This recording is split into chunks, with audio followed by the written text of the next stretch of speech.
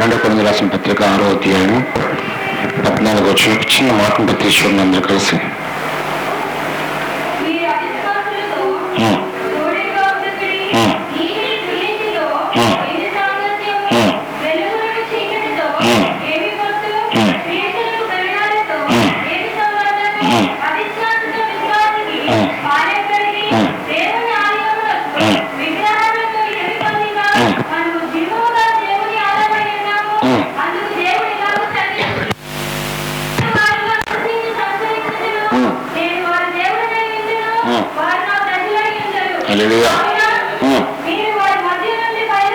చాలు చాలు అన్న చాలు. నేను వారిలో నివసించి సంచరించును, నేను వారి దేవుడనై యుందును, వారు నాకు ప్రజలై యుందురు. హల్లెలూయా. ఇక్కడ స్పష్టంగా రెండు విషయాలు. అయితే ఇటుండండి, మీకు అర్థమవుతుందా? స్పష్టంగా చెప్తున్నాను. అయితే ఇటుండండి లేదా ఇటుండండి. రెండు పదవులు మీరు కాళ్ళు వేస్తే కనుక దేవుడు ఒప్పుకోడు. అంటే చాలా క్లియర్గా మీకు చెప్పే విషయం ఏంటంటే, ఇక్కడ 14వ వచనంలో మీరు అవిశ్వాసులతో జోడిగా ఉండకూడదు. దానికి అర్థమేంటి చెప్పండి? ఎంతమందికి తెలిసి మాట చెప్పమ్మా. అమ్మా, ఇష్టం లేని అందరూ ఇష్టమే, దేవుడికి అందరూ ఇష్టమే. కానీ ఇక్కడ స్పష్టంగా మీకు తెలియాల్సిన విషయం ఏంటంటే,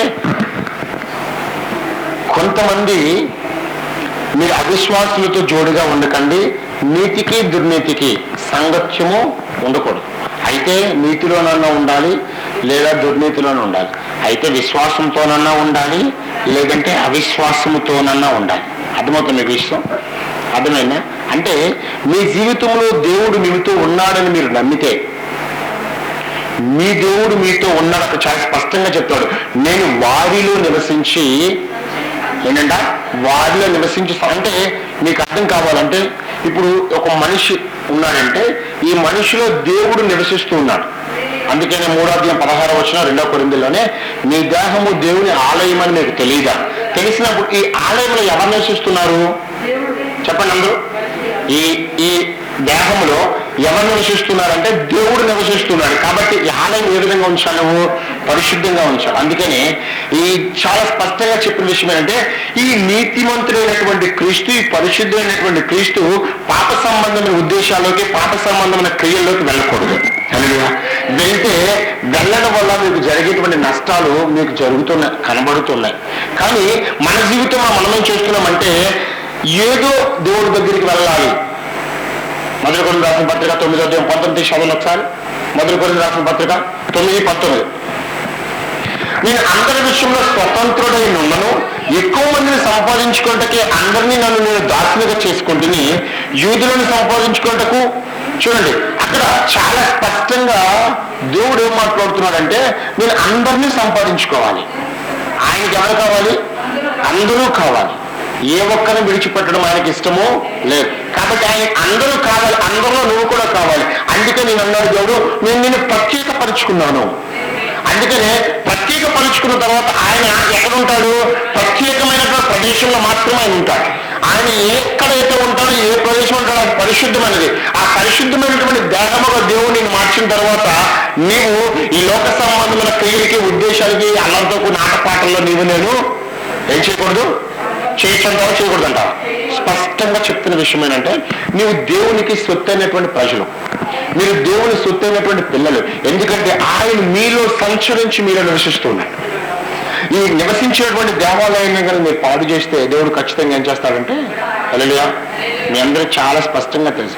ఈరోజు నీవు నేను నష్టపోతున్నామంటే దానికి కారణం ఏంటంటే దేవుడు కాదు. అర్థమైంది విషయం?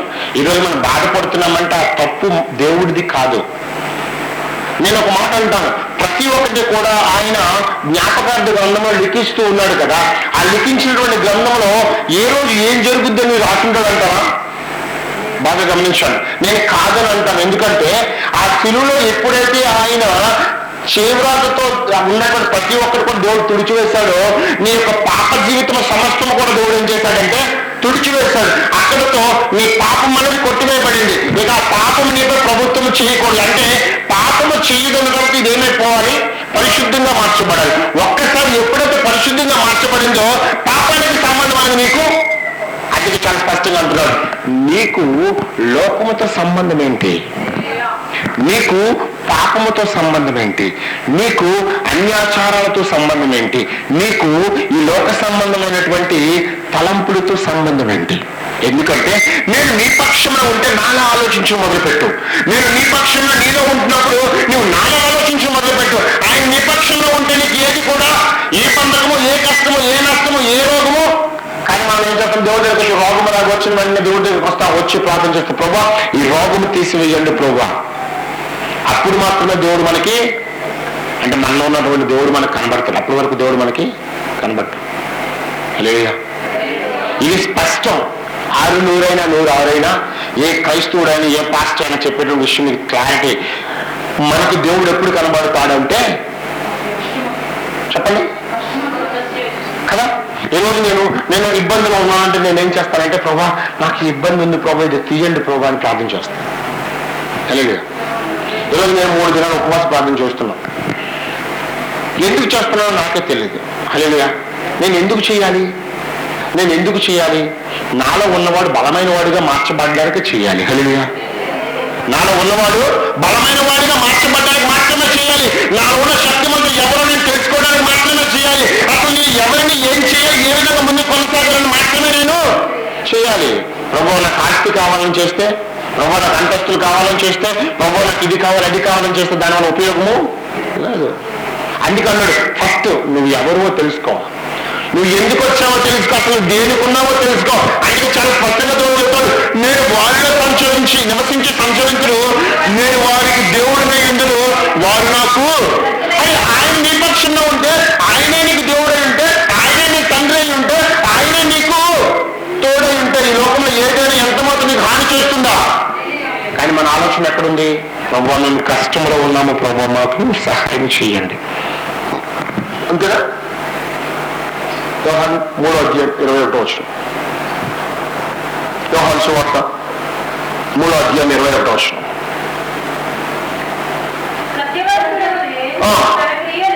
సత్యవస్తువుడు అయితే తన క్రియలు దేవుని మూలంగా చేయబడి ఉన్నవని ప్రత్యక్షపరచబడినట్లు దేవుని వద్దకు వస్తాడు. హల్లెలూయా. ఏం చేస్తాడంట? ఒకవేళ బుద్ధిమంతుడు అయితే, తప్పిపోయిన కుమారుడు బుద్ధి లేనప్పుడు ఏం చేస్తాడంటే తన తండ్రి దగ్గర ఆస్తంతో తీసుకొని ఏం చేశాడు? లోకానుసారంగా పరిగెట్టాడు. బుద్ధి వచ్చిన తర్వాత ఏం చేశాడు? మళ్ళీ తిరిగి తండ్రి దగ్గరికి వచ్చాడు. కానీ అప్పుడు విడిచిపెట్టలేదు, ఇప్పుడు విడిచిపెట్టడు. ఇక్కడ విషయం ఏంటంటే, ఆయన దగ్గర ఉన్నటువంటి స్థితి ఏంటంటే కేవలము ప్రేమించడమే. నువ్వు తప్పు చేస్తావు నిన్ను శిక్షించడము, లేదంటే నువ్వు దూరం వెళ్ళిపోయావు నిన్ను విడిచిపెట్టడము, లేదంటే నువ్వు ఆయన సన్నిధిలో ఉండట్లేదని నిన్ను ఇబ్బంది పెట్టడము దేవుని ఉద్దేశము కానే కాదు. అందుకని అంటున్నాడు, నేను నీలో నివసిస్తూ ఉన్నాను. ఈ రోజు ఆయన నీలో నివసిస్తుంటే నీకు ఏదైతే బంధకాలతో భయపడుతున్నావో బంధకం నీ దగ్గర నుంచి దూరం అయిపోవును గాక. నువ్వు ఏ విషయంలో అయితే నువ్వు బాధపడుతున్నావో నీలో నివసిస్తున్నటువంటి దేవుని బట్టి నీ జీవితంలో తన కార్యం చేస్తున్నానని జరిగిన గాక. నీ పక్కవారితో చెప్పండి, క్రీస్తు నాలో నివసిస్తూ ఉన్నాడు. మొదటి దశలో రాసిన పత్రిక 5:5. మొదటి దశలో రాసిన పత్రిక 5:5 చదవండి స్పీడ్గా, టైం అయిపోతుందా. మీరందరూ వెలుగు సంబంధులను ప్రజల సంబంధమై ఉన్నారు కనుక మీరు చీకటి వారు కాదు, రాత్రి వారు కాదు. అంటే ఇక మీపై పాపం ప్రభుత్వం చేయదు, బంధకాలు మీపై ప్రభుత్వం చేయు. ఇక మీపై చీకటి సంబంధమైనటువంటి యుద్ధాలు ఏమి నీ దగ్గర లేవు. నువ్వు యుద్ధం చేయాలి. హల్లెలూయా. మీరు ఎవరు చేయాలి యుద్ధము? నువ్వు చేయాలి. ఎందుకంటే మీరు ఎటువంటి వారంటే చీకటి వారు కాదు. మీరు భయపడడానికి దాస్యంలో మీరు లేరు, భయపడడానికి క్రీస్తు లేని ఆత్మలో మీరు లేరు, భయపడడానికి ఎక్కడో ఏదో మినుకుమని మీరు బ్రతకట్లేదు.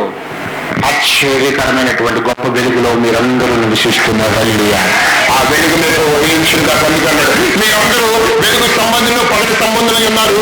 మనం రాత్రి వారిని కాదు ఎట్టి పరిస్థితిలో. హల్లెలూయా. మీ పక్కవారితో చెప్పండి, ఇక మీద చీకటి నా మీద ఎంత మాత్రమే ప్రభుత్వం చేయదు. ఇక మీద నాపై ఏ చీకటి ఏలుబడి చేయకుండా ఉండును గాక. ఆమేన్. మొదటి యోహాను 2:11 చూడండి. మొదటి యోహాను 2:11.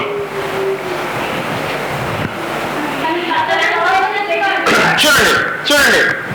ఒకవేళ నువ్వు దేవుని సన్నిధిలో ఉండేదానికి ఈ మాట మాట్లాడిన తర్వాత కూడా ఆ మాట చూడండి, ఒకవేళ తన సహోదరుని ద్వేషించి వచ్చినాడు చీకటి అతని కన్నులకు గుడితనం. ఇది చూడండి, ఇది రెండు విషయం ఏంటంటే, మీ పక్కవతో ఒక మాట చెప్పండి. ఏం చెప్తారంటే, ఇక మీదట నా యొక్క సహోదరుల్ని నేను హృదయపూర్వకంగా ప్రేమిస్తాను అని. ఒకవేళ నిజంగా ప్రేమించకపోతే ఎక్కడున్నామంట? పగటి వారము కాదు, ఎవరి వారమంట? హల్లెలూయా.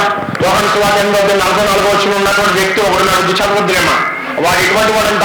వాడు అబద్ధికుడు, వాడు మోసం చేసేవాడు, నిన్ను నాశనం చేసేవాడు, వాడు అబద్ధానికి జనకుడు. హల్లెలూయా, హల్లెలూయా. అదే ఆయన నీ దగ్గర ఉండాలా? అంటే ఆ చీకటి సంబంధమైన వాడు నీ దగ్గర ఉండాలా? వెలుగులో ఉన్నటువంటి క్రీస్తును, వెలుగులోకి నడిపిస్తున్నటువంటి క్రీస్తు నీ దగ్గర ఉండాలా? ఆయన అంటున్నాడు, మీరు నా పిల్లలు కాబట్టి మీరు ఏమి చేయాలంటే నీ శత్రువులు కూడా ప్రేమించాలి, నీ సహోదరులు కూడా ప్రేమించాలి. ఎటువంటి వాడిని నేను ఏం చేయాలి? ప్రేమించాలి. ప్రేమిస్తే నువ్వు ఖచ్చితంగా వెలుగులో ఉన్నట్లే. హల్లెలూయా, హల్లెలూయా. అనుకుని మనం ఇక్కడ మాట్లాడేసి ఇంటికి వెళ్ళిన తర్వాత ఒక అమ్మలతో ఇలా మాట్లాడింది, అయ్యా బాబు మీరు మందిరంలో చెప్పిన తర్వాత చాలా ధైర్యం వస్తుంది, ఇంటికి వెళ్ళిన తర్వాత చాలా భయం వేస్తుంది. ఎందుకని? ఇక్కడ ఒప్పుకుంటాం, ఇంటికి బెట్లు దిగిన తర్వాత విడిచిపెడతాం. హల్లెలూయా, హల్లెలూయా. ఒక మాట చెప్పండి, ధైర్యం కలిగిన ఆత్మ నన్ను నడిపించును గాక. ధైర్యం కలిగినటువంటి క్రీస్తు ఆత్మ నన్ను నడిపించును గాక. యోహాను సువార్త 2:9. యోహాను సువార్త 2:9. ఇంత స్లోనా? వెలుగులో ఉన్నామని చెప్పుకొనిచు, మొదటి యోహాను క్షమించాలి, మొదటి యోహాను 2:9. మొదటి యోహాను పత్రిక 2:9. వెలుగులో ఉన్నామని చెప్పుకొనిచు తన సహోదరుని ద్వేషించేవాడు ఇంకా. ఈరోజు నువ్వు ఎక్కడున్నావు చెప్పండి? ఈరోజు నువ్వు నేను ఎక్కడున్నావు? ఒకవేళ ఉంటే మీ పక్కవారితో చెప్పండి, ఇక మీద నేను నిత్యమైన వెలుగులోకి వచ్చుదును గాక. ఎక్కడ రావాలంట? నిత్యమైన వెలుగులోనికి, శాశ్వతమైన వెలుగులో మీరు నడిపింపబడుతుంది గాక. నడిపింపబడాలంటే ఏం చేయాలి తెలుసా? ఏం చేయాలి చెప్పండి? ఎవరిని ప్రేమించాలి? అందరినైనా? ఎవరి దూతను ప్రేమించకండి. ఏంటి లోకంలో ఏ దేని దొరికితే దాన్ని ప్రేమించకండి. ఎవరి దూతను ప్రేమించకండి. ఎవరి బండి ఎక్కారో దాన్ని ప్రేమించకండి. ఎవరు బండి ఎక్కించుకుంటున్నారో దాన్ని ప్రేమించకండి. ఏంటి ఎవరైనా డబ్బు ఇస్తారో వాళ్ళని ప్రేమించకండి. ఎవరైనా పక్కకొస్తారో వాళ్ళని ప్రేమించకండి. ఎవరిని ప్రేమించాలి? ఎవరిని ప్రేమించాలి? సహోదర ప్రేమతో క్రీస్తు ప్రేమను బట్టి ప్రేమించాలి. హల్లెలూయా, హల్లెలూయా, హల్లెలూయా. మీ పక్కవారు చెప్పండి, ఇక మీదట లోక సంబంధముల ప్రేమ నా నుంచి దూరమైపోవును గాక. హల్లెలూయా, హల్లెలూయా. ధైర్యంగా చెప్పగలరు, రెండు చేతుల పైకెత్తి, దేవుడు నాతో మాట్లాడాడు. దేవుడు మాట్లాడుతూ చెప్తున్నాడు. మత్తయి సువార్త 5:14 చూడండి ఒకసారి. మత్తయి సువార్త 5:14. నేను మీరు లోకమునకు వెలుగై ఉన్నారు. చూడండి, ఆయన ఏ విధమైనటువంటి ఆ వెలుగును మనకి ఇచ్చాడో, నీవు కనుక నిజమైనటువంటి క్రీస్తుతో కనుక, అంటే నిజమైనటువంటి ఆలోచనతో నడిచినట్లయితే, ఆ క్రీస్తును ధరించుకోగలిగితే, ఆయన లోకమునకు వెలుగైన ప్రకారము నేనును లోకమునకు. హల్లెలూయా. చూడండి, అప్పుడు ఏమైపోద్దంటే ఆయన మీలో ఎక్కడున్నాడంటే, ఆయన ఇందా మనం చదవాలి కదా, మర్చిపోయారా? మళ్ళీ చెప్పాలి. నేను 2 కొరింథీయుల పత్రిక 6:14 నుంచి 18 చివరి మాటలో, నేను వారిలో నివసించి సంచరించును. ఆయన ఎటువంటి వాడంట? దేవుడు లోకమునకు వెలుగై ఉన్నాడు. ఆయన వెలుగై ఉన్న ప్రకారం ఆయనతో పాటు నడిచిన ఎడల, ఆయన శ్రమలతో పాటు నడిచిన ఎడల, ఆయన ప్రతి ఆలోచనతో ఒక్కవేళ నువ్వు నడిచిన ఎడల, నీవు కూడా లోకమునికి కలిగిగా ఉంటారా? ఎందుకంటే నీలో సంచరిస్తున్నాడంట దేవుడు. యాక్చువల్గా అక్కడ నడిచేది ఎవరంటే ఇశ్రాయేల్ అన్నయ్య కాదు. ఎవరు నడుస్తారంటే, నువ్వు ఇశ్రాయేల్ని చూస్తే నువ్వు ఓడిపోయినట్టే.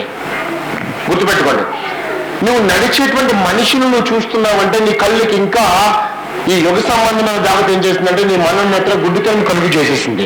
నువ్వు ఎప్పుడైతే వెళ్ళే ప్రతి ఒక్కరిని కూడా ప్రేమపూర్వకముగా, ఇదిగో అరే దేవుని స్వరూపే ఉన్నవాడు నడుస్తూ ఉన్నారా అనేటువంటి ఆలోచన ఎప్పుడైతే నీకు వస్తుందో, అప్పుడు నీ కళ్ళు తెరవబడినట్లు. హల్లెలూయా. అప్పటి వరకు నీ కళ్ళు ఏమైంది అంట? మూయబడినట్టు. ఎటువంటి వాడైనా, వాడి శత్రువు అయినా కావచ్చు, అరే వీడు దేవుని కుమారుడు రా, అరే వీడు దేవుని కుమారుడు. అటువంటి ప్రేమ నీ దగ్గర ఉంటుంది. ఎంతమంది దగ్గర ఉంటుంది? హల్లెలూయా. ఎంతమంది దగ్గర ఉంటుందంటే క్రీస్తుని అంగీకరించిన వారి దగ్గర మాత్రమే ఉండదు కాక, ఎందుకంటే లేకపోతే ఉండదు వాళ్ళ దగ్గర ఉండదు కాక ఉండదు. అందుకే చాలా స్పష్టంగా చెప్తున్నాడు, విశ్వాసులతో అవిశ్వాసులకి, చిన్నగా చెప్తున్నాను కదా సీక్రెట్. అసలు నువ్వు ఎవరివంటే దేవుని కుమార్తెవే. నువ్వు దేవుడు కుమార్తెవైనప్పుడు దెయ్యంతో నీకు సంబంధం ఏంటి? నువ్వు పరలోక సంబంధివి, లోకంతో నీకు సంబంధం ఏంటి? నువ్వు రాజులకు రాజు అయినటువంటి ఆ తండ్రి కుమార్తెవి. ఈ లోకంలో దరిద్రుడికి నువ్వు కుమార్తెకి ఎందుకు మారాలి? నువ్వు ఆయన సర్వోన్నతమైన దేవునికి తన కుడిపార్శ్వన కూర్చున్నటువంటి ఒక కుమార్తెవి. ఈ బానిసత్వంలో వీడి కోసం ఈ పక్కలో కూర్చోడానికి నువ్వెవరివి? అవునా కదా? అసలు నీ స్థానం ఏంటో నువ్వు మర్చిపోతున్నావు. కాబట్టి నువ్వు ఏం చేయాలో నీకు తెలియట్లేదు. నువ్వు ఆ స్థానం దగ్గర మర్చిపోకుండా నిజంగా నిలబడితే ఖచ్చితంగా నా దేవుడు అన్నాడు, నేను నీలో సంచరించి నివసిస్తున్నాను. నువ్వు వెళ్ళే ప్రతి దారిని నీతో వస్తాను, నీ చేసే ప్రతి పని కూడా నీతో తోడే ఉంటారు. ఏ పని? పనికిమాల పనిలో కాదండి, పనికిమాల పనిలో దేవుడు తోడే ఉన్నాడు.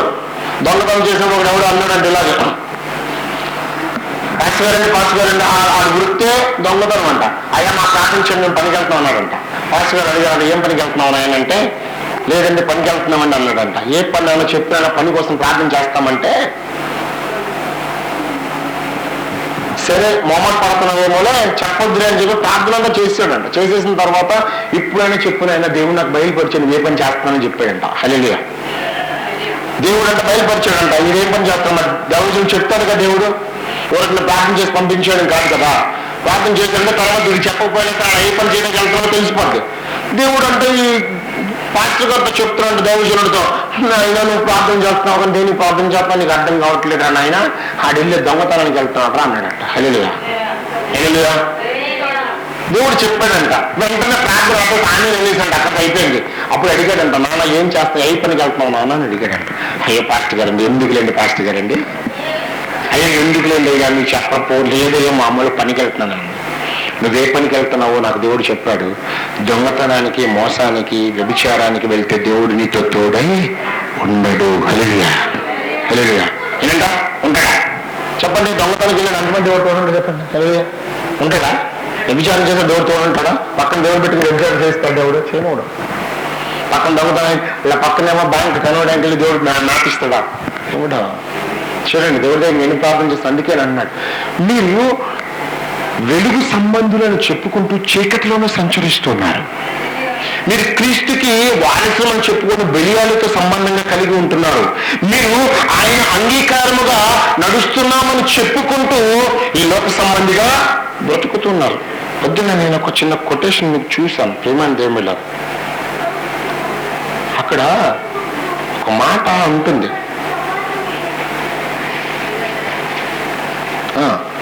బైబిల్ చదివిస్తాను, ప్రార్థన చేస్తాను, మందిరానికి వెళ్తాను, ప్రజలు పరిశుద్ధంగా కనబడడానికి విధాగా ప్రయత్నం చేస్తామంట. మనం ఏం చేస్తామంట?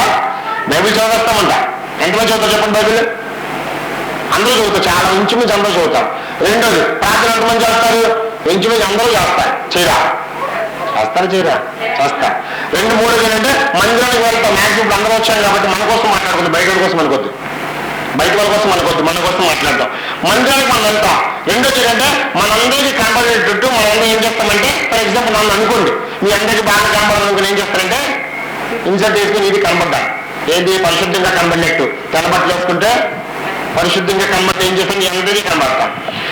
ఏ రోజైతే వ్యక్తిగతమైనటువంటి హృదయంలో మార్పు కలుగుతుందో అప్పుడు మాత్రమే నువ్వు నిజమైనటువంటి హల్లెలూయా.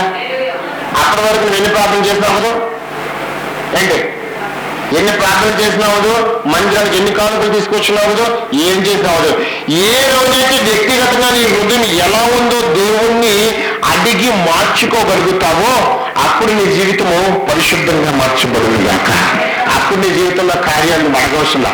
అందుకే మత్తయి సువార్త చెప్తుంటాడు, ఎందుకు నువ్వు మాట్లాడాలి, ఏం తింటామో, ఏమి వేసుకుంటామో, ఏం ధరించుకుంటామో, ఏం దాచుకోవాలని నిన్ను అడగాలి ఆయనని. అది ఆయన నీలో నివసించి సంచరిస్తున్నప్పుడు ఈ దేవానికి ఏమి కావాలో నువ్వు అడగాలా? ఎందుకు అడుగుతున్నామంటే ఇన్నాళ్ళు దావీదు చేసినటువంటి భయంతో చేసే ప్రార్థనలో మనం కూడా ఏం చేయాలి? ప్రభా నా చుట్టూ శత్రువులు ఆవరించి ఉన్నారు ప్రభా. అరే ఈయన నీ పక్షమున ఉంటే విరోధి ఎవరైనా దేవుడు మాట్లాడుతుంటే ఈ నోరుని మనం ఏం చేసుకుంటున్నాము? పాడు చేసుకుంటున్నాం కదా. కిల్లి తింటే కిల్లి వాసన వస్తుంది, ఏంటి బిర్యానీ తింటే బిర్యానీ వాసన వస్తుంది, ఏ తింటే ఆ వాసన వస్తుంది. పరిశుద్ధముగా ఉంటే పరిశుద్ధపు మాటలే వస్తాయి, పనికిమాలిన పనులు చేస్తే పనికిమాలిన మాటలే వస్తాయి, భయంతో బ్రతికితే భయంతో కొన్ని మాటలు వస్తాయి. అందుకనే ఇది నిండిన దాన్ని బట్టి ఇది మాట్లాడుతుంది. ఈరోజు ఇది దేనితో నిండుతుంది? భయంతో నిండుతుందా? భయంతో నిండుతుంది ఏది సాధించలేవు. ఒక్కసారి ఆయన సన్నిధిలోకి వచ్చి ప్రార్థించే, ప్రభా ధైర్యపరిచేవాడు నువ్వు ఉండగా, నన్ను నడిపించేవాడు నువ్వు ఉండగా, ఇదిగో ఈరోజు నాలో నువ్వు నడిపిస్తూ ఉండగా నాకు, అందుకే మోషేతో అంటున్నాడు, ప్రార్థన నాకెందుకు చేస్తున్నావు? సాగిపోమని చెప్పాను కదా. తెలుగుగా మోషేతో మాట్లాడుతున్న విషయం, నువ్వు నాకు ఎందుకు ప్రార్థన చేస్తున్నావు? నేను సాగిపోమని చెప్పాను కదా. ఎందుకు ప్రార్థన జరుగుతుందంటే అక్కడ వీరు చేసేటువంటి అనేకమైనటువంటి వ్యర్థమైన మాటలు బట్టి మోషే హృదయంలో బాధపడుతున్నాడు. అయ్యా అయ్యా అయ్యా. ఆ ఒకే ఒక్క మేఘం ఏం చేసిందంటే వీళ్ళకేమో రాత్రిగా కనబడుతుంది, వీళ్ళకేమో పగలిగా కనబడుతుంది. ఎందుకని ఆయన అద్భుతం ఏదైనా చేయగలడు. ఎవరి జీవితంలో ఎవరు విశ్వసిస్తూ వారి జీవితంలో దేవుడు ఖచ్చితంగా జరిగించును గాక. తీరా మాట్లాడుతున్న ఒక నిర్గమకాలము ప్రేమ దేవుడు 14వ అధ్యాయము 20వ వచనం చదువుతారు. నేను చదువుతానండి. అది ఐగుప్తీయుల సేనకు ఇశ్రాయేలుకు సేనకు నడుము ప్రవేశించను. అది మేఘము కనుక వారికి చీకటి కలిగిన, కానీ రాత్రి అది వీరికి వెలిగించింది కనుక రాత్రంతా ఏంటి ఐగుప్తీయులు నేను ఇశ్రాయేలుకు సమీపించారు. చూడండి, ఆ ఐగుప్తీయులు ఇశ్రాయేలు సమీపించలేకపోయారు. ఒకే మేఘము రెండు విధాలుగా కనబడుతుంది. ఒక పక్కనేమో వీరికి చీకటిగా కనబడుతుంది, ఒక పక్క వీరికేమో వెలుగుగా ఇచ్చాడు దేవుడు. హల్లెలూయా. అదే అంత అద్భుతం చేసిన దేవుడు నీలో సంచరిస్తున్నప్పుడు నీకు దేనికి భయపడుతున్నావు అంటే ఇక్కడ ఆయన. హల్లెలూయా హల్లెలూయా. అందుకే అంటున్నాడు, నిజముగా క్రీస్తునందున్న వారికి ఏ భయము లేదు. హల్లెలూయా. ఏ కష్టము లేదు, ఏ శిక్షా విధి లేదు. హల్లెలూయా హల్లెలూయా. అందుకని మోషే అంటున్నాడు, ఎందుకు సాగిపో. మరణదోత వచ్చిందా నీ గృహాన్ని తాకదు. వడగండ్లు పడుతున్నాయా నీ ప్రాంతంలో పడవు. మరణదోత సంచరిస్తుందా నీ గృహానికి సంచరించదు. అనేకమైన తెగులు కలుగుతున్నాయా నీ గృహానికి సంచరించు, తాకవలదు. ఎందుకంటే ఆ గృహములో ఎవరున్నారు? ఆ గృహములో ఎవరున్నారంట? నువ్వు నమ్మితే నా దేవుడు తోడే ఉంటుంది గాక. ఆయన సంచరిస్తున్నాడు హృదయంలో. ఆయన నీ పక్షంలో ఉంటే ఏ తెగులు నీ గుడాలన్నీ పగల మేఘస్తంభములు, రాత్రి అగ్నిస్తంభములు, నీ పక్కన 1000 మందిలను, నీ కుడి పక్క 10,000. అది ఏది ఎంత మాత్రమైతే హాని చెయ్యదు. ఎందుకంటున్నాడంటే అది తన సొంత కుమారుడిని నీకు ఇచ్చేసినప్పుడు, ఆ సొంత కుమారుడు నీలో ఉంటున్నప్పుడు నీకు భయపడుతున్నావంటే నీకు అర్థమైనట్టు ఎవరిది తప్పు? నువ్వు సరిగా ఆయన సన్నిధిలో మోకరించలేకపోతున్నావు, అది తప్పు. నువ్వు ఆయన సన్నిధిలో నిజమైన ప్రార్థన చేయకపోవడం తప్పు. నిజంగా ఆయన ఆహ్వానించకపోవడం నీతో పంటగా ఆయన తప్పు ఏమి. కానీ దేవుడికి వచ్చి ప్రభా మాకే ఎందుకు ఈ శ్రమలు, మాకే ఎందుకు ఈ దాడులు, మాకే ఎందుకు ఈ దాడులు మనం ఏం చేస్తాము? నిందించేస్తాం దేవుడు వెంటనే. తప్పెవరిది? మళ్ళీ పెట్టుకొని. అందుకని అక్కడ ఊర్లో సామెత ఉంటారు. దాన్ని ఏమంటారంటే అదేదో అంటారు, గుర్తు రావట్లేదు. ప్రేమ దేవుళ్ళ తప్పు మనదే పెట్టుకొని అవతల వాడి మీద, వాక్యంలో ఒక మాట ఉంది, మన కంట్లో దూరాన్ని పెట్టుకొని ఎదుటివాడి కంట్లోనే నలుసిన కోసం అమ్మా నీ కంట్లో నలుస్తుందమ్మా అంటారంట. ఇక్కడ ఎంత ఉంది? పెద్ద పెంట ఉంది. ఇక్కడ ఎంత ఉంది? పెద్ద పెంట ఉంది. అక్కడ ఉంది కనీసం చిన్న నలుస్తుంది. ఇంకా నయమే. అదే శక్తివంతమైన దేవుడు నీలో ఉంటే ఆ దేవుడిని మర్చిపోయి అపవాదిపై నిందలు వేస్తూ ఉన్నాం. అది అపవాదిని జయించరా అంటే, అపవాదిని ఓడించరా అంటే, అపవాదిని ఏలుబడి చేయరా అంటే, అపవాదిని కార్యక్రమం ఉన్నాడు అంటే మనం ఏం చేస్తాం? ప్రభువా అపవాది నుంచి మమ్మల్ని కాపాడు ప్రభువా. అరే అధికారాన్ని నీకు ఇవ్వడానికి ఆయన నీలో సంచరిస్తున్నాడు. జయాన్ని ఇవ్వడానికి ఆయన నీతో ఉన్నాడు. నువ్వు ప్రతి విషయంలో కూడా ఒక శక్తిని పొందుకోవడానికి ఆయన నీ పక్షంలో ఉన్నాడు. ఆ పక్షంలో ఉన్నటువంటి దేవుడు ఒక్కసారి గమనించు, నీ జీవితంలో ఖచ్చితంగా అద్భుతం ఏస్తున్నాము జరుగుతుంది కాక. అది ఏదైనా కావచ్చు, అది రోగమా, బంధకమా, పాపమా, చీకట, లేదంటే కనుక దురాత్మ సంబంధమైనటువంటి శక్తుల ఏది ఎంత మాత్రము నీపై ఎన్నుబడి చేయదు. హల్లెలూయా. నన్ను దేవుని స్తోత్రం చూడదు. హల్లెలూయా. ఏది ఎంత మాత్రం నీపై ఏం చేయదు. ఎంతమంది చెప్పగలరు వెలుబడి చేయదని? మీ పక్క వద్ద చెప్పండి. ఇకపై అంటే నీ చెప్పేది పాస్ట్ కూడా ఏదన్నా చెప్తే వివేద్దామయ్యా, నీ నోటి నుంచి కొత్తగా ఒక మాట మాత్రం ఇస్తే గొప్పగా అయిపోతాం. చెప్పండి. ఇకపై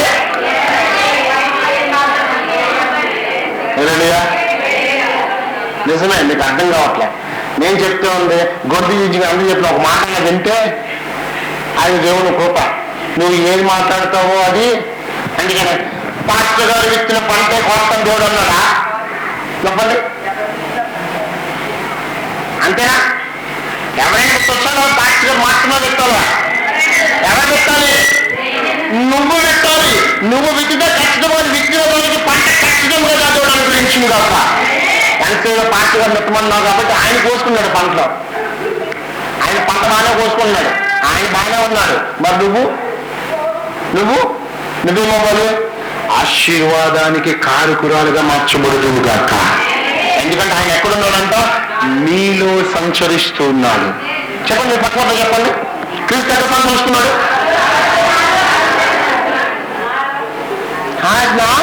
ఆర్థికరమ్మా ఎక్కడ సంచరిస్తున్నాడంట? నిజమేనా? సాధ్యమేనా? రెండోది, అబద్ధపు ఆలోచనలు మీ దగ్గర ఉండకూడదు. ఎందుకంటే నీతికి దుర్నీతికి ఏం సంగత్యం? ఆయన నీలో ఉన్నప్పుడు ఆయన ఎటువంటి వాడమ్మా? ఆయన ఎటువంటి వాడు? నీలో ఉన్నవాడు అబ్బా ఇంకా నీతిమంతుడు కదా. ఆయన నీతిమంతుడు అన్న ప్రకారం నీతిని జరిగించు ప్రతివాడు నీతిమంతుడు. ఆయన ఎటువంటి వాడు అంటే నీతిమంతుడు. మరి ఆ నీతి నీలో నివసిస్తున్నప్పుడు నీ దగ్గర ఏముండకూడదు? దుర్నీతి ఉండకూడదు. హల్లెలూయా. అయితే ఏమో చెప్తారు? ఇక మీద నాలో, నేను చెప్తారా? చెప్పండి. ఇక మీద నాలో చెప్పండి. పక్కవాడు చెప్ప నాతో కాదు. హల్లెలూయా. ఆత్మ చెప్పాలి. ఏం చెప్తా? ఇక మీద నాలో ఏ దుర్నీతి ఉండకూడదు అంటుంది. హల్లెలూయా. ఉంటుందా? ఉండకూడదు. ఎందుకంటే మీరు ఎవరు సంచరిస్తున్నారు కదా. అంతేనా? ఇంకొక మాట చూడండి. క్రీస్తునకు బెలియాలకు ఏం సంబంధం? ఇక మీదట మనము అన్యాచారాలలోకి వెళ్ళిపోదామా?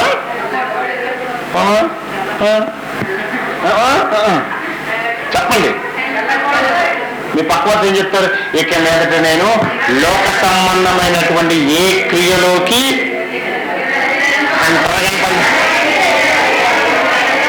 అల్లకూడదు కాదు, వెళ్ళను అనాలి.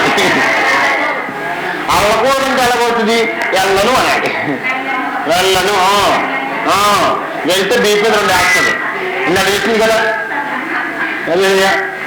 వినండి, నేను ఎందుకు మీకు చెప్తున్నానంటే మీలో సాక్షాత్తు తండ్రి అయినటువంటి దేవుడి యొక్క ఆత్మ నివసిస్తూ ఉంది. ఇంకా శోధన కోసం జాతరలో భయపడుతున్నావంటే, రోగం కోసం భయపడుతున్నావంటే నువ్వు నమ్మలేదు. నమ్ముట నీ వల్ల అయితే నమ్మే వాడికే సాధ్యము. హల్లెలూయా. ఏదైనా సరే వాక్యం ఎత్తి మాట్లాడండి. అందుకే మీరు అందరికీ చెప్పారు, వాక్యం చదవండి. ఏం చేయాలంట? వాక్యంని ఏదైనా సరే ఆస్తిగా చెప్పిన ఇంటికి ఇంకొక మాట చూడండి. ఉంటారు అక్కడి నుంచి. 3వ మాట ఏం చెప్పాను? బెలియాలతో లోక సంబంధమైన క్రియలతో ఉంటారా? ఉండము. ఇంకొక మాట, విశ్వాసికి అవిశ్వాసి. అంటే అవిశ్వాసి అనగా ఏంటంటే మనుషులందరూ కూడా అంటే దేవుని పిల్లలే. వాళ్ళతో నువ్వు సాంగత్యం చెడగొట్టుకోకు. కానీ నువ్వు మందిరానికి వెళ్తున్నప్పుడు రోజు ఏముందమ్మా వేరే 12 వెళ్ళమంటారు, చూసావా? అర్థమైంది మీకు విషయం? కూర్చోరా. చూడండి, ఎప్పుడైతే మందిరానికి వెళ్ళే సమయంలో వచ్చిన తర్వాత చూడండి, చాలా సార్లు మనం విన్నాం, ఆదివారమే మన బంధువులు వస్తారు. ఎందుకు వస్తారంటే వాళ్ళు ఆల్రెడీ హ్యాపీ, వాళ్ళతో సంబంధం నువ్వు కట్ చేసుకోవాలి. అంటే వాళ్ళతో విడిపోమని కాదు, ఇచ్చిన ప్రత్యేకమైన సమయాన్ని ఏం చేసుకోవాలి, నువ్వు సద్వినియోగపరుచుకోవాలి. అందుకే అన్నాడు, అవిశ్వాసికి విశ్వాసితో ఉండకూడదు. ఆయన నువ్వు కలిసి తిరగకూడదు. ఒరే ఈరోజు ఫస్ట్ షో సినిమా భలేగా వెళ్దామంటే, ఈరోజు ఈవినింగ్ సాయంత్రం చర్చిలో ప్రార్థన ఉందంటే పరిగెత్తాలి. హల్లెలూయా. ఈ రోజు మంచి సినిమా రిలీజ్ అయింది కదా, పదరా వెళ్దామంటే పద పద పద. మరి ప్రార్థనకి వెళ్ళాలి కదా అంటే ఒక అమ్మ అలాగే అన్నంటే, ఎవరి దగ్గర నేను విన్నాను ఈ మాట. అమ్మ అందంట, మా చర్చి 1 గంటకి మా పాస్టర్ గారు ఏమనరా ఏంటా, మా చర్చికి సినిమాకి ఎందుకు వెళ్తుంటే మా పాస్టర్ గారు చూసి వచ్చి లేటి. మనుషులు చూడరు, పాస్టర్ గారు చూడరు, కానీ ఎవరు చూస్తున్నారు? హల్లెలూయా. నువ్వు నాకు భయపడిపోయిన పాస్టర్ దైవజనులు భయపడిపోయిన నష్టమేమి లేదు, నీకంటూ ఒకరోజు. హల్లెలూయా, హల్లెలూయా, హల్లెలూయా. 2 చెప్పకై దేవుని స్తోత్రం చెప్తాం. 5వ విషయం, చివరి ఈ మాట, దేవుని ఆలయమునకు విగ్రహములతో పోలికెందుకు. చూడండి ఈ చివరి ఈ స్పష్టమైనటువంటి మాట నేను చెప్పి నేను ముగించేస్తా. ఎప్పుడైతే ఆయనను రక్షకునిగా అంగీకరించావో, ఇక విగ్రహములు అనేసరికి ఏంటంటే ఇది అన్ని దేవతలు అనుకుంటారు. కాదు, ఇక్కడ చెప్పినటువంటి మాటను బట్టి కనుక మీరు ఆలోచిస్తే, దేవునికి ఇష్టం లేని ఏదైనా నువ్వు ప్రేమిస్తే ఒక గొప్ప విగ్రహం. అలా అంటే ఆయనకంటే నువ్వు ఎక్కువగా ఏదైతే ప్రేమిస్తావో అది ఒక గొప్ప పెద్ద విగ్రహం. ఫర్ ఎగ్జాంపుల్, నేను మిమ్మల్ని ఎక్కువ ప్రేమిస్తాను అనుకోండి, మీరు నాకేమైపోతారంటే ఒక పెద్ద బొమ్మలా కనబడతాను, విగ్రహాలా కనబడతాను. నేను నిన్ను ప్రేమించకూడదు. ఎవరిని ప్రేమించాలి? సంఘాన్ని, సంఘంలో క్రీస్తుని ప్రేమించాలి. హల్లెలూయా, హల్లెలూయా. ఎవరు ప్రేమించాలి? అమ్మా నేను కుటుంబం వస్తుంది కాబట్టి పోతండి. ఆ కుటుంబం వస్తే అంత, రాకపోతే అంత, దేవుడు రావాలి. హల్లెలూయా, హల్లెలూయా. అంటే ఆ కుటుంబాన్ని ప్రేమించడం కాదు, ప్రేమించవద్దని కాదు, ఆ కుటుంబాన్ని ప్రేమించాలి. కానీ ఆ కుటుంబం కంటే దేవుని ఎక్కువగా. హల్లెలూయా. ఈ రోజు నువ్వు నన్ను చూసి రాకూడదు, దైవజనులు చూసి రాకూడదు, పాస్టర్లు చూసి రాకూడదు, కోట్ వేసుకుని చూసి రాకూడదు. వాడు చెప్పేటువంటి మాట నిజమైందా కాదో తెలుసుకొని రావాలి. మా పాస్టర్ గారు సూట్ నేనే వేసుకుంటాను, పెద్ద విషయం ఉంది. ఈరోజు ఏ చిన్న పాస్టర్ గారైనా, చిన్న దైవజనుడైనా, అంటే ధనము లేని దైవజనుడు చిన్న దైవజనుడు అంటే నేను అంటుంది వాక్యంలో చిన్న దైవజనుడు కాదు, ధనములో చిన్న దైవజనుడు. వాడు కూడా ఈరోజు 4 వారాలుగా కానుకలు తీసంటే 2 గంటల కోట్ కొనేసుకుందంట. హల్లెలూయా, హల్లెలూయా. లేదంటే గట్టిగా ఎవరి దగ్గర అంటే 500 పెడితే అద్దె కూడా ఇచ్చేసిన రోజులు ఉన్నాయి. హల్లెలూయా. కోర్టులో ఏం లేదు, పరిశుద్ధమైన వాక్యంలో ఉంది. హల్లెలూయా. ఆ వాక్యం నీలో కార్యసాధకంగా మార్చబడితే నీ జీవితం నూతనంగా మార్పు చెందింది కాక. అందుకే ఇక్కడ అన్నాడు, ఆ విగ్రహాల జోలికి వెళ్ళొద్దు. మానేస్తారా?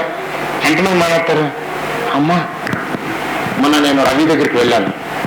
రవి దగ్గరికి వెళ్ళిన తర్వాత వాడికి ఆపరేషన్ అప్పుడే జరిగిందంట. అమ్మా నేను చూస్తే నేనే నిజంగా భయపడ్డా. ఎంత ఉందమ్మా పాపం, ఇంత ఉంది. చూస్తారా మీరు ఎవరైనా చూస్తారా? నా దగ్గర ఉంది ఫోటో, చూస్తారా? చూడండి ఆపరేషన్ చూడండి. ఎన్ని సంవత్సరాలు దాచుకున్నాడంట? ఎన్నమ్మా? 11 12 13 సంవత్సరాలు దాచుకున్నటువంటిది మీకు చూపిస్తాను చూడండి. మనం తిట్టకండి, కక్కుకోకండి. హల్లెలూయా, హల్లెలూయా. 13 సంవత్సరాల నుంచి తన కడుపులో దాచుకున్నాడు. చెప్పిన తర్వాత ప్రార్థనలో పెట్టాం, వేరే గ్రూప్స్ లో కానీ పంపించిన తర్వాత ఆ డాక్టర్ గారు అన్నారంట 4 గంటలు పడుతుంది ఆపరేషన్ అన్నారంట. కానీ దేవుడు మహాకృపను బట్టి ఎన్ని గంటలని 2 గంటలలో కదా అయింది. నిజంగా చెప్పాను, నేను చెప్పలా, ఆపు మాట చెప్పాను. అక్కడ ఆపరేషనే చేయను అన్నారంట ముందు.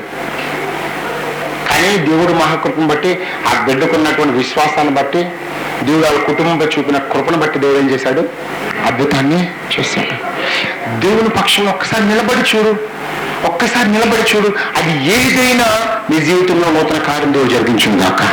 అది ఏదైనా కావచ్చు, అది ఏదైనా.